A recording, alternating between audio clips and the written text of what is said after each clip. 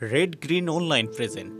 বিসিবির বিষয় যেটা এসেছে সেটা আমি কথা বলেছি বিসিবির ডিরেক্টরদের সাথে এবং বিসিবির সভাপতির সাথেও, এবং বিসিবির হয়তো ইতিমধ্যে একটা প্রেস রিলিজ দেওয়ার কথা এই বিষয়ে এফডি বিষয়ক আর কি। তো আমাদের মন্ত্রণালয়ে বিভিন্ন প্রতিষ্ঠানে এফডি আছে। তো এফডিগুলো যখন অনেকগুলো এফডি করা আছে 10 বছর 15 বছর 20 বছর আগে, তা আপনারা জানেন তখন যেই রেট ছিল কোথাও 5%, কোথাও 6-7% ইন্টারেস্ট রেট ছিল। তো এফডি তো একটা আয়ের উৎস এবং ওই আয়টা আসলে অপারেশনাল কস্ট সহকারে বিভিন্ন ইয়াতে খরচ করা হয়। তো বিসিবির এফডির ওইটার রেট ছিল হয়তো 7-8%, আমি যতটুকু জানি। এখন যেখানে করা হয়েছে সেখানে 11-12%।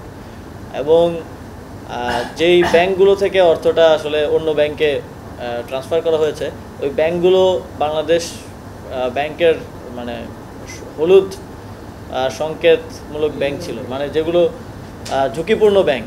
তো বিসিবি কিংবা যে কোনো প্রতিষ্ঠানের টাকা, ইভেন আপনার নিজের টাকা আপনি কোনো ঝুঁকিপূর্ণ ব্যাংকে তো রাখতে চাইবেন না।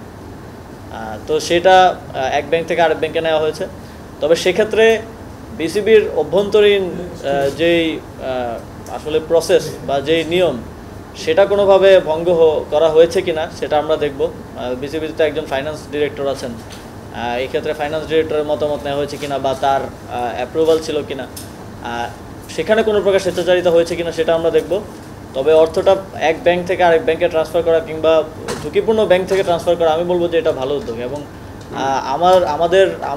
আমি যখন শ্রম ও কর্মসংস্থান মন্ত্রণালয়ের দায়িত্বে ছিলাম, আমাদের একটা আপনারা জানেন যে আগের সরকারের সময় শুধুমাত্র ভালো সম্পর্কের প্রেক্ষিতে একটা থার্ড গ্রেড ব্যাংকে প্রায় 400 কোটি টাকা রাখা ছিল, এবং ওইখান থেকে একটা বড় অংশের টাকা আমরা কখনো পাবো কিনা আমরা জানি না।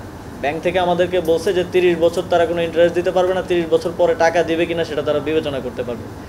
তো সরকারের এই যে প্রায় 200-250 কোটি টাকার মতো ওইখানে লস হলো, কারণ কি? কারণ হচ্ছে একটা ঝুঁকিপূর্ণ ব্যাংকে রাখা। তো এটা আমি শুধু বিসিবি না, অন্য যে কোনো প্রতিষ্ঠান, সরকারি যে কোনো সংস্থা, সবাইকেই, কারণ আপনারা জানেন যে অনেক ব্যাংক খাতকে যেভাবে ধ্বংস করা হয়েছে, আর এই সরকারের অর্থ তো জনগণের অর্থ, এই জনগণের অর্থ যাতে করে ভালো যেই ব্যাংকগুলো আছে, এ গ্রেডের ব্যাংক আছে, বাংলাদেশ ব্যাংকের একটা মার্কিং আছে আপনারা জানেন, সেই ব্যাংকগুলোতে রাখার আহ্বান থাকবে।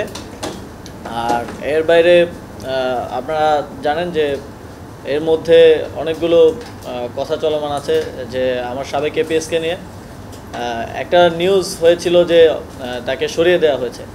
কিন্তু আপনারা যদি জনপ্রশাসন মন্ত্রণালয়ের পরবর্তী ইয়েটা দেখেন, এবং আমাদের কাছেও পেপার রয়েছে, সে পদত্যাগপত্র জমা দেওয়ার প্রেক্ষিতে এবং সেটা গ্রহণ করার প্রেক্ষিতে, কিন্তু তো পদত্যাগ আর সরিয়ে দেওয়া তো এক জিনিস না, কিন্তু গণমাধ্যমে বিষয়টা দুঃখজনকভাবে সরিয়ে দেওয়া এসেছে।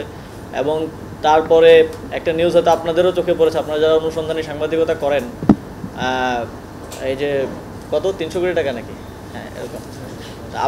আপনারা যদি নিউজটা পড়ে থাকেন, আমি তো একজন সাধারণ নাগরিক বা সাধারণ নাগরিকটা তো পড়ে, কিন্তু আপনারা যারা অনুসন্ধানী সাংবাদিকতা করেন, এটার নিউজটা কতটুকু ক্রেডিবল, এই কোশ্চেনটা আমার আপনাদের কাছে থাকবে। কারণ সেখানে কোনো সোর্স নেই, ব্যক্তি সাক্ষ্য নেই, কোনো ক্রেডিবল ইয়া নেই। সেখানে জানা গেছে বলা আছে মনে হয় 7-8 বার জানা গেছে, এবং সেটা ফলো করে প্রচার করা হয়েছে। আমরা যখন হাউসগুলোর সাথে তো আমাদেরও অনেকের সাথে ব্যক্তিগত সম্পর্ক আছে, যখন কথা বলেছি তখন তারা বললো যে বহিরাগত কোনো জায়গা থেকে এই লেখাটা দিয়ে চাপ দেওয়া হয়েছে এটা প্রচার করার জন্য। তো এরকম মিডিয়া ট্রায়াল চলছে। তবে সেই জায়গা থেকে অধিকতর স্বচ্ছতার জন্য আপনারা দেখেছেন যে আমরা দুদককে, যেহেতু তিনি এখন মন্ত্রণালয়ের দায়িত্বে নেই, মন্ত্রণালয়ের দায়িত্বে থাকলে মন্ত্রণালয় থেকে আমরা তদন্ত করতে পারতাম, সেহেতু আমরা দুদককে অনুরোধ করেছি তদন্ত করার জন্য, এবং ইতিমধ্যেই দুদক তদন্ত কার্যক্রম শুরু করেছে। যদি কিছু থাকে সেটাও সামনে আসবে, যদি এটা নিছক গুজব হয় সেটাও সামনে আসবে। আপনারা সবাই দেখতে পারবেন, দুদক একটা স্বাধীন প্রতিষ্ঠান, আপনারা সবাই সেটা জানতে পারবেন।